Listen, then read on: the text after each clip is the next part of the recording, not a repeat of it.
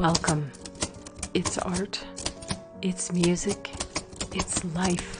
Publishers and creatives, all bringing us their empowerment tools, their insights. And I'm mining for those gems of wisdom. Let's chat. Let's explore. Catherine, thank you for joining me. I got a medium-sized chat with you today. I feel like sometimes I just want to chat with you as if we're just sitting, having a cup of coffee and talking about life. And I hope that that's what you're finding here on these podcast chats. Life is so delicious and so intriguing to me, and I have so many questions all of the time, and I'm challenging my old beliefs constantly. And as we're going through this big shift on the planet, I'm challenging them even more. And I'm actually loving the challenge. I'm loving challenging myself. And so I'm going to share with you some of the things that have been challenging me. And hopefully there will be some gems in there for you to apply to your own life. There's no medical advice here, of course. But it's just for the fun of the juice of life. If we were in, 500 years ago or so, we'd be sitting around a fire maybe, or in a salon or something like that, having these discussions. Philosophy is one of my, it's intriguing to me to think about why we're here and why we do what we do and the way we speak to each other. And I have so many questions. So I'm not going to give you any answers, but I'm going to give you some questions to think about today. And a couple of housekeeping notes that I want to mention is that with my art, my original acrylic art pieces that are available on the website, CWC Art and Soul, the free shipping for Canadian customers will be ending July 2nd. So July 3rd and on, there will be charges for shipping. The rates of shipping have increased, and so I can't offer that anymore. But it will be in effect until July 2nd. So if you've been thinking about purchasing an original piece of art from me, go to the website and do so now. Because that's going to be over. I have new pieces of art available right now, and you can scroll through by color or by collection, or just scroll through the whole bunch of them if you want in the art store. I have some new fashions available. I have some jumpsuits. I have some activewear, a few men's items, shirts, jacket. More will be coming. Fabulous kimonos and sweater material type of kimonos or cardigans, long cardigans. So for any time. Some home decor items as well on my Legality storefront. And the link is also on the website, cwcartandsoul.com. And of course, the paperback of Permission to Breathe is available in 2 sizes, regular size and large size print, and that is also available on the website. And I am also open to invitations to be a guest on podcasts to talk about things in Permission to Breathe, the trauma experiences, the death of my son, whatever it might be, that might be helpful to others. I am willing to discuss that on podcasts as a guest. And I have many guests coming up that are going to be fun for you, I hope. And you can check out the guest list on the podcast link on the website too. So anyway, let's get into this chat and see what I've been thinking about. I welcome your comments, your questions in the comments section, so we can have a bit of a dialogue on whether you have found certain words, certain beliefs that have really challenged you, that now you're totally questioning. Why was I thinking that? Why did I believe that in the first place? I'm sharing a few of those with you today. Okay, let's get into this, because there's a lot going on in the world, and a lot of it is triggering me. It's bringing up a lot of thoughts recently about so many things, and sometimes it's just fun to explore. So that's basically what this is. I have a few major things that have been on my mind, and on social media it's constant memes about different things, affirmations and things that we say to either motivate each other or, sometimes insult each other, which is not very nice, but we do it. I'm going to call this myths because I'm really aware of this big shift. We're moving, we're evolving. The planet's already in the fifth dimension, as they say. I'm not an astrologer, an expert in that way. I'm an expert in my own life and some of the things that I've gone through that I can see manifesting because of the shifts. The big divide, we're being divided by different ideologies right now, and we're really seeing the conflict that it's causing.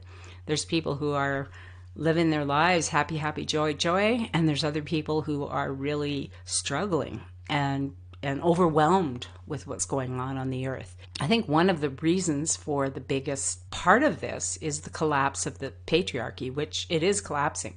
And as anything that's, flailing on its last legs, it's grasping, it's trying to stir up more anger, hate, fear, because that's what it feeds on. That's what it uses to control us. We control each other for them. And I've said this many times, so I'm not going to get into that whole thing, but I am thinking about some of the beliefs that we've been taught. And I want to start by just saying, if you're listening to this on the audio, you can't see me, but it doesn't matter because I'm not going to actually hold up a glass of water. But if I was holding up a glass of water and there was water in part of it, as often happens, as soon as I say that, you'll get a visual of a glass of water half full or half empty. And that's how this whole way of thinking came about. Someone did this to a classroom full of students. Is this glass half empty or half full? And depending on how you answered that, you're an optimist or you're a pessimist, right? You were given two choices. Is this glass half empty or half full? And my question has always been, is there only two choices in life? Is everything only black or white? Being an artist, I know there's more than black and white. There are so many colors and hues and variations in life. So I look at that glass, which is a container, and just by definition, a container is always full. It's always full. It's a container. It contains something. So when I look at the glass with water in part of it, and the other part, is it empty? No. It has air in it.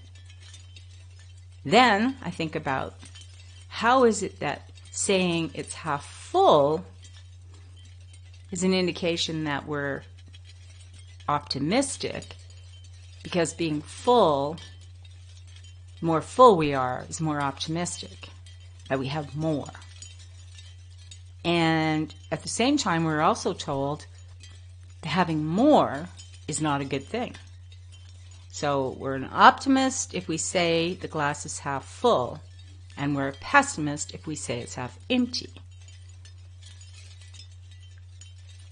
We're greedy if we have more. Is that true? If we want more? No. We're humans. The whole experience of being on the planet is wanting more. More love, more experiences, more excitement, more joy, more good, more money. So then I'm thinking about this glass, and I'm telling you, this glass has been, it's the kind of the catalyst for this podcast, because it's been in my meditations. I've been thinking about it, and it just keeps popping up. This glass, is it half full or is it half empty, Catherine? Which is it? Well, then I think about, what's the most important part of that in that glass? How long can you live without air? Not very long. Matter of minutes. How long can you live without water? Days. Right? So really, if you think about it in terms of value, the so-called empty side of that glass, that portion, is air. The most important part. If we can't go without air. We go for a few minutes without air and we can end up with brain damage. So what a story we tell. And if that question is, a lot of times we're tested as children, as students, or in our jobs when we are given an exam. Is it yes or no? Is it true or false? And some people love true or false tests because they have a 50-50 chance of being right. But we're only parroting, we're only giving the answer that somebody else decided was true or false. Because what's true for you may not be true for me. And I just thought, how many other things do we say that are, and not just say, but actually believe, incorporate into the way we conduct ourselves, the way we interact with other people? So I was looking at another saying that I find, like with the law of attraction in particular, which is we attract what we, have this, the most like attracts like. And we attract these energies. And then we say opposites attract. In relationship, opposites attract. So which is it? And I'm thinking, it's a disconnect. It's not that opposites are attracting, it's that it's seemingly someone who seems to be opposite to us actually has qualities that we are attracted to, that we have, parts of us that we have, and those parts may not be visible to us. So we're actually attracting like attracts like. I think that is way more true than opposites attracting. I think that's part of the reason why people get together in relationship. Opposites attract, but there was something in that person that was very much like us that maybe we needed to see, and we couldn't see it in ourselves, but we will see it in the other person. And it could bring out better in us, it could bring out worse, but I think it has to be there in the other person in order for us to be attracted to them. That's one thing. The other part of it is when we say, don't take things for granted. And I think, it's been said that the English language in particular is so limited in our way to express what we're thinking, feeling, how we see the world. It's very limited compared to some of the other languages. And so when I hear don't take it for granted, and you think about, if you're Christian, if you grew up hearing ask and you shall receive, knock and the door shall be open. That was Jesus' teaching. Well, that sounds very much like take it for granted. Not ask and if conditions are right, you'll receive. Ask and you will receive. Knock and the door will open. So, and then we say, don't take it for granted. And I say, do take it for granted. That it's granted to you. You've asked and it is granted.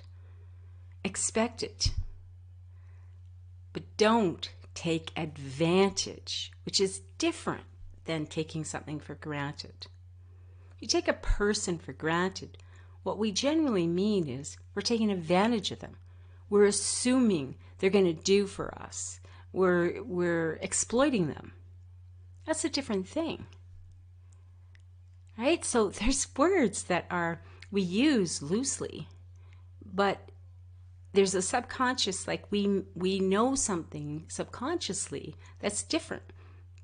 So we have to try to figure out, well, we don't have to, but I think it's fun to ask myself, what do I mean when I say that? Really, what do I mean?